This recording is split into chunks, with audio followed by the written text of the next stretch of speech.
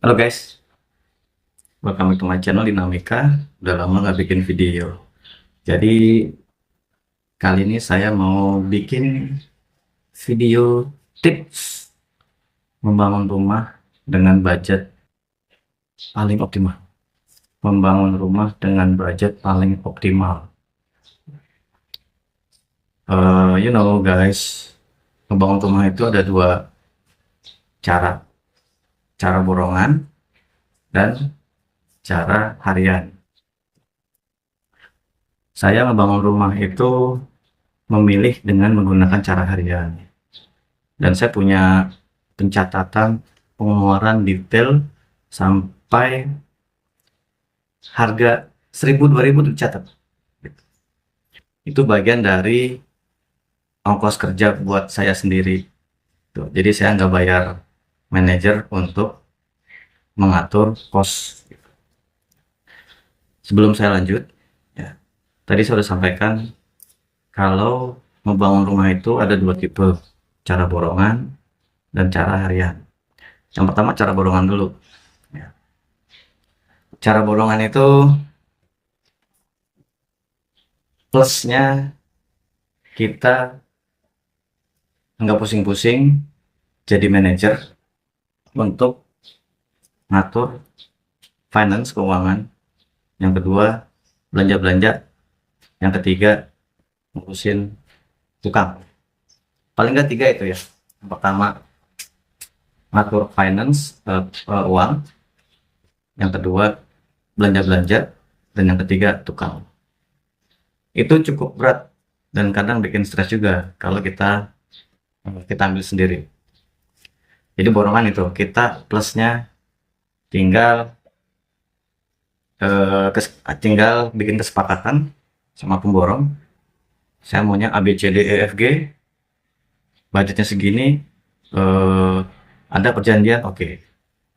Ada tahap 1 bayar tahap 1 sekian persen, tahap 2 sampai sekian persen, dan sampai selesai sampai rumah jadi.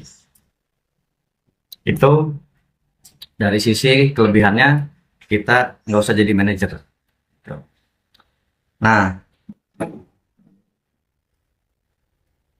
kelebihan berikutnya kalau kita nggak jadi manajer ya berarti eh, kita nggak usah pantau, nggak apa-apa, kan udah ada kesepakatan misalnya proyek rumah ini 3 bulan, ya udah kita mau nggak nengokin nggak apa-apa karena ada kesepakatan ya.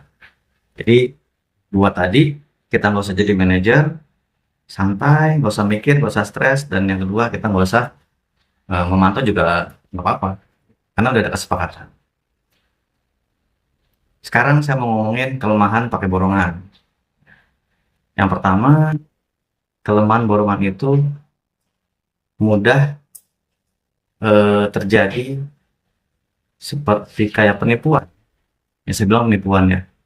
Yang pertama nih, yang pertama seperti kayak penipuan. Kenapa bisa seperti kayak penipuan?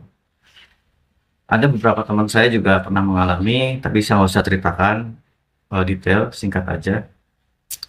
Dia sudah deal sekitar sekian ratus juta, dilalahnya kok uangnya itu sebagian besar udah dikasih gitu, jadi nggak bertahap, nggak pakai berapa tahap gitu.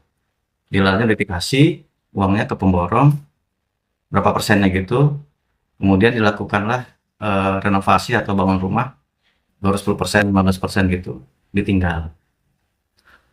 Astagfirullahaladzim, ya, itu yang pertama, jadi penipuan, atau dibawa kabur duitnya. Itu kekurangan borongan. Yang kedua, kekurangan borongan itu bisa jadi material bangunan itu tidak sesuai standar. Contoh, misalkan besi, paling simpel nih. Kita punya tiang, kita bangun tiang, itu besinya kan biasanya 4 kayak gini, kan 4, ini berjejer gini, 4 ya. 4 jadi kotak, gini. Harusnya satu besinya ini ukuran diameternya itu misalnya 10 full. Nah, kalau borongan itu bisa terjadi dua, bisa terjadi 10 full, bisa jadi enggak. Bahkan cuma 6 full, 8 banci. Gitu. Jadi eh, yang kedua adalah material. Material itu bisa terjadi nggak sesuai sama standar bangunan. Yang saya maksud standar bangunan di sini adalah standar bangunan secara umum. Misalkan kalau tiang ini besinya harus 10 pul ya 10 pul gitu. Bukan standar pribadi. Kalau standar pribadi yang maunya lebih tebal lagi gitu. Kalau yang mau safety gitu. Bisa jadi 12 gitu. Itu standar, itu kekurangan kedua, kelemahan kedua dari borongan. Yang pertama tadi penipuan, yang kedua material tidak sesuai. Material tidak sesuai ini ujung-ujungnya dengan kekuatan bangunan itu sendiri. Karena material yang nggak sesuai, besinya nggak sesuai, ujung-ujungnya berarti kualitas kekuatan bangunan itu tidak sesuai standar, tidak sesuai standar gitu guys. Nah itu eh, apa kekurangan yang ketiga. Kekurangan yang ketiga, yang pertama penipuan, yang kedua tadi material dan atau sekaligus kualitas nggak sesuai. Nah yang ketiga nih, bisa jadi proyek selesai di luar batas kesepakatan. Misalnya perjanjian awalnya 3 bulan, ini bisa mundur 4 bulan, 5 bulan, bahkan 6 bulan, bisa 2 kali lipat. Kenapa? Karena kesepakatan itu kadang keseringan itu tidak dijalani oleh pemborong. Banyak alasan. Alasannya yang pertama, tukangnya nggak ada. Itu alasan paling klise padahal. Paling sebel itu. Tukangnya nggak ada. Lagi sakit lah, lagi ada keperluan. Alasan kedua, dia ada kendala, dia sendiri ada kendala. Gitu. Nggak bisa nungguin. Alasan lainnya macam-macam. Ya, gitu. Terus alasan yang paling klise, minta duit lagi. Katanya ini udah habis buat beli material, semua buat ongkos kerja. Padahal perjanjiannya misalnya duit itu dikasih setiap bulan, baru ngasih lagi gitu. Ini enggak. Alasannya minta duit lagi karena nggak jalan. Macem-macem. Ya, itu. Jadi borongan itu di situ kelemahannya salah satunya target tidak sesuai yang direncanakan gitu. Atau proyek tidak sesuai dengan target yang direncanakan dari sisi waktunya juga. Nah, yang terakhir kekurangan menurut saya ini ada biaya tambahan. Ini sering banget nih biaya tambahan. Kesepakatan itu udah segini ya, udah ya segini. Ya oke, nggak ada lagi ya, nggak ada lagi. Tapi bisa dipastikan 100% itu ada biaya tambahan. Entah alasannya ini belum masuk dihitung lah dari awal, ini belum dihitung lah, ada aja macam-macam alasannya gitu. Makanya saya sebelnya di situ tuh kalau borongan, gitu. Sebelnya di situ banyak alasannya gitu. Ini ngecat ini sebenarnya belum masuk hitungan Pak, Bu. Jadi ini budgetnya nambah 5 juta lagi. Paling jago ngomong kan pemborong kan, gitu. Jadi itu dia. Melencengnya tuh ada aja alasannya. Waktu itu lupa aku belum kehitung ini ngecat. Padahal dari awal tuh dia bilang, ini udah semua ya, udah semua ya. Udah semua. Ntar ujung-ujungnya, Bu maaf Bu, ini ternyata ngecatnya belum saya hitung. Tuh, makanya kalau borongan kayak gitu. Ini borongan yang bukan yang proyek profesional ya. Ini borongan rumah-rumah biasa. Kalau proyek profesional borongan kan itu ada tanda tangannya, ada legalnya gitu. Ada target-targetnya, ada gancatnya gitu. Gancat itu ada target-targetnya kapan selesai. Dan itu juga diawasi. Tapi kalau perumahan profesional kayak gini ya kadang-kadang kita serahin aja gitu. Jadi itu tadi kelebihan dan kekurangan borongan. Makanya saya males pakai borongan. Males banget. Akhirnya saya menentukan pilihan yang kedua yaitu harian. Nah, harian saya ambil kekurangannya dulu nih. Kekurangannya yang pertama kita harus jadi manajer. Kerja manajernya satu, ngatur duit atau finance tadi. Yang kedua, belanja langsung ke material. Semua kita belanja. Sampai keramik paku semua kita belanja. Sampai APD sarung tangan tuh kita belanja. Dan yang ketiga tadi kita harus ngawasin tukang, ngatur tukang. Oke, itu apa tadi kekurangannya. Jadi kekurangan itu kita harus jadi manajer.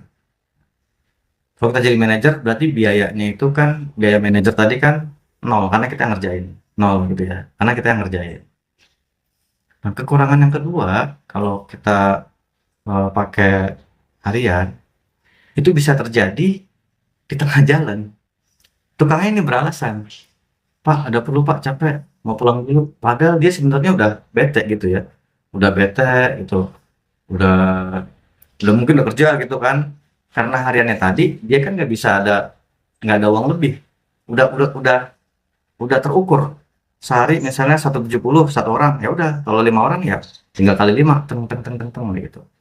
Nah, beberapa orang ini mungkin mikir, "Ah, gue capek deh, gue capek, udah deh kita cabut yuk, cabut." Gitu. Nah itu, kita kita harus nyari orang lagi, nyari ini lagi, nyari tukang lagi. Kecuali emang tukangnya itu ya dia memang mau kerja gitu, mau kerja sama kita gitu. Tuh, jadi kelemahan kedua, siap-siap ganti tukang, siap-siap ganti tukang. Walaupun nggak selalu, tapi siap-siap ganti tukang. Kita harus punya backup plan untuk ganti tukang. Kelemahan yang kedua. Kelemahan yang ketiga, ya. Kalau tukangnya harian, itu kita harus ngawasin tiap hari. Oh, setiap hari? Iya, karena kalau nggak tiap hari nanti dia nggak kerja, ya nyantai-nyantai gitu. Tiap hari kita awasin supaya ada progres. Tuh.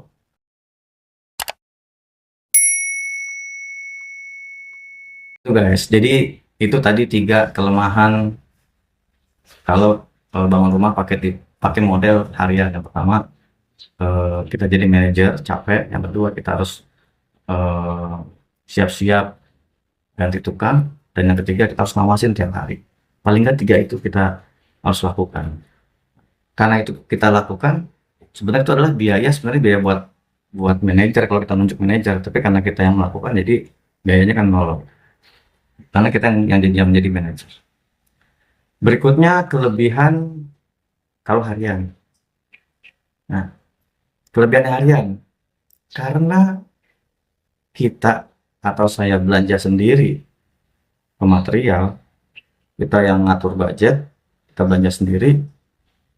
Saya itu beli material sesuai dengan standar kekuatan bangunan. Kalau ini besinya tiang saya tanya material yang ahli gitu. Oh, kalau tiang tuh buat tingkat lantai 2 harusnya yang 10 pul. Kalau mau bagus yang ulir. Oke, saya ikut beli. Saya turutin gitu. Beli sesuai dengan spek standar untuk kekuatan bangunan gitu. Jadi itu eh, salah satu keuntungan apa namanya tugas yang harus dilakukan. Ya. Kelebihannya adalah kita karena beli sendiri, jadi materialnya sesuai spek.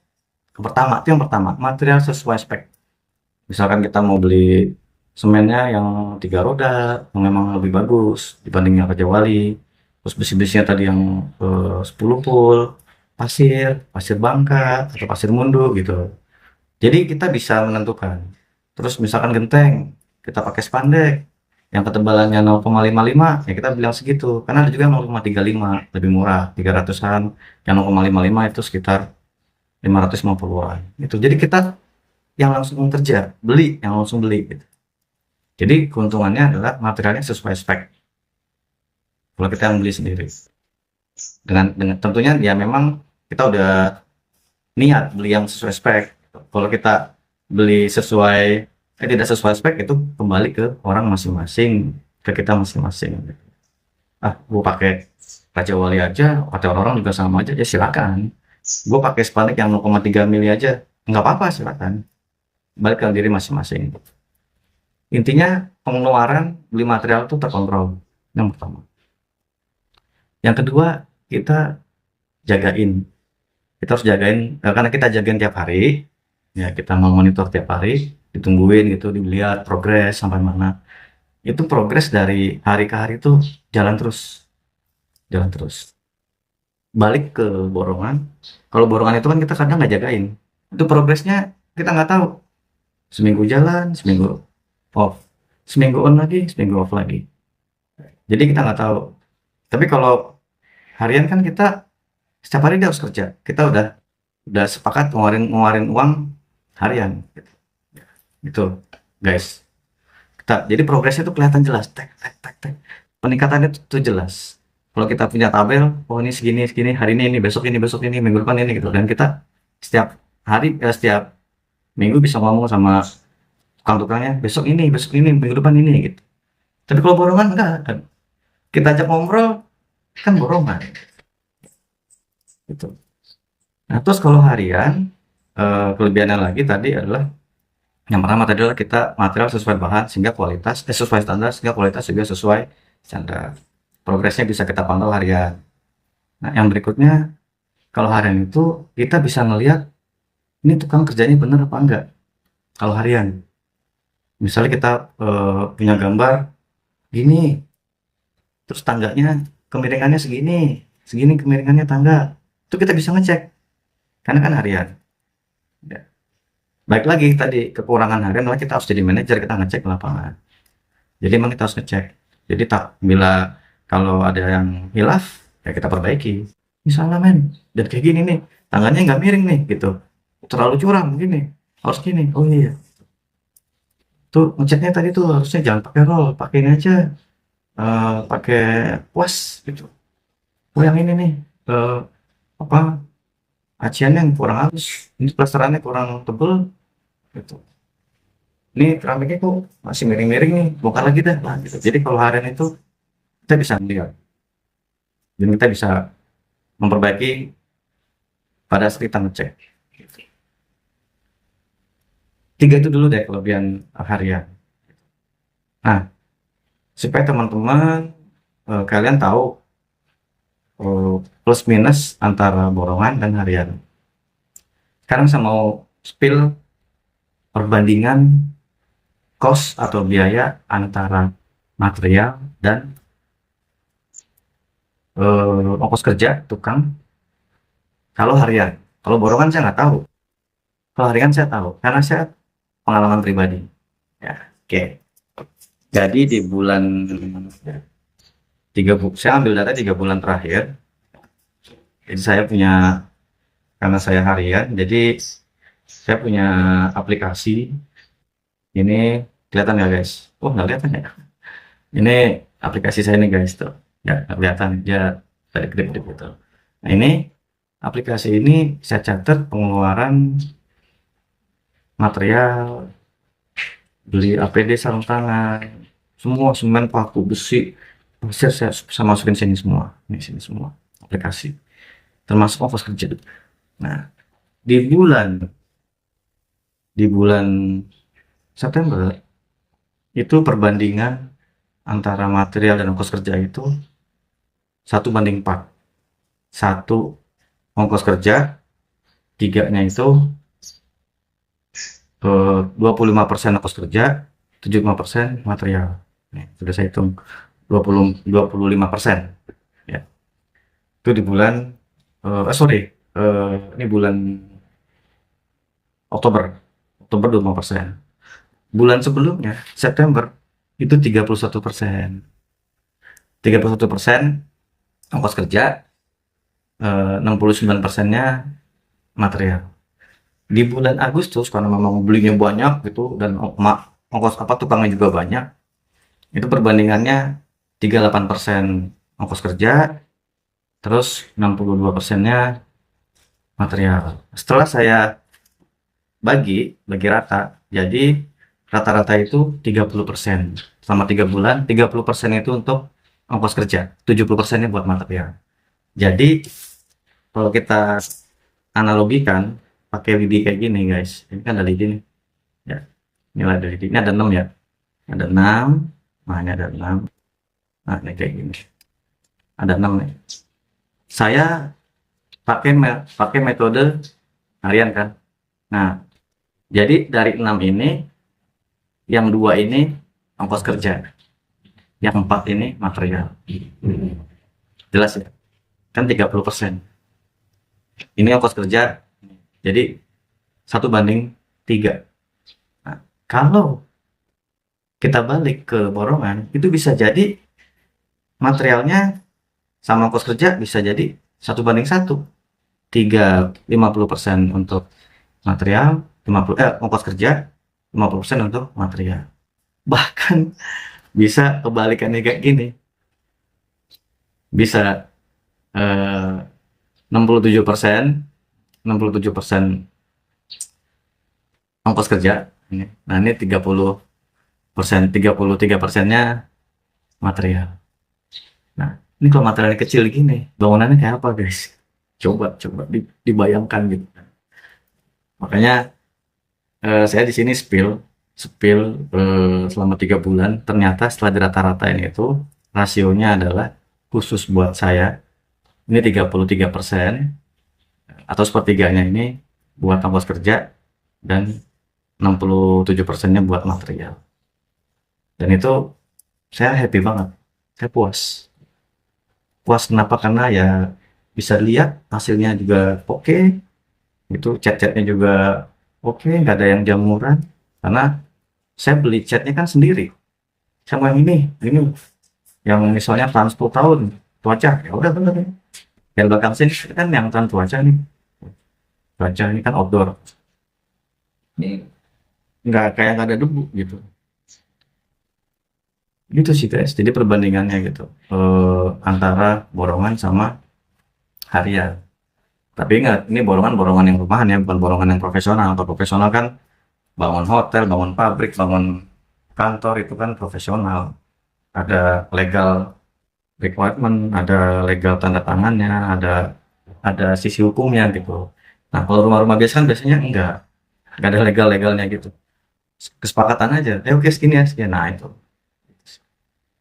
Nah, saya tipe orang yang eh, senang dengan proses. Jadi gergetan aja gitu. Kalau misalkan ada orang gregetan maksudnya itu saya senang memantau proses tuh tiap hari tek tek tek atau berkala ya nggak tiap hari tek tek tek karena proses yang benar itu ujung-ujungnya akan benar sesuai dengan harapan bisa dipastikan kayak gitu. Saya tipe orang yang proses jadi oh ini salah nih harusnya gini. Nah jadi karena kan kita ngecek gitu nah, gini gitu. Tapi kalau ada orang yang mungkin kalian juga tipe orang yang kedua, yang nunggu hasil jadi aja, oke ya nggak apa-apa juga.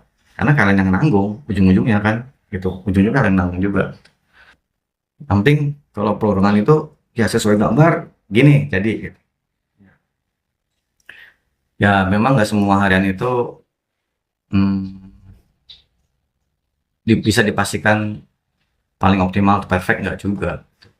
Masih banyak faktor gitu, relatif juga. Cuman saya di sini bikin video berdasarkan pengalaman dan juga saya punya data sendiri. Dari Agustus, September, Oktober. Agustus itu 38% tukang, Oktober turun 30%, 29%, dan yang September turun 28%, 29%, dan yang Oktobernya 24-25%. Jadi rata-ratain 30%. Gitu guys. Nah, kembali lagi ke kalian. Kalian mau borongan silakan, kalian mau harian juga silakan. Masing-masing ada plus minusnya. Tips dari saya nih, kalau misalkan kalian mau ngambil borongan, ya tips dari saya adalah bikin perjanjian hitam di atas putih. Saya ulang ini guys, kalau kalian mau pilih borongan, bikin perjanjian hitam di atas putih.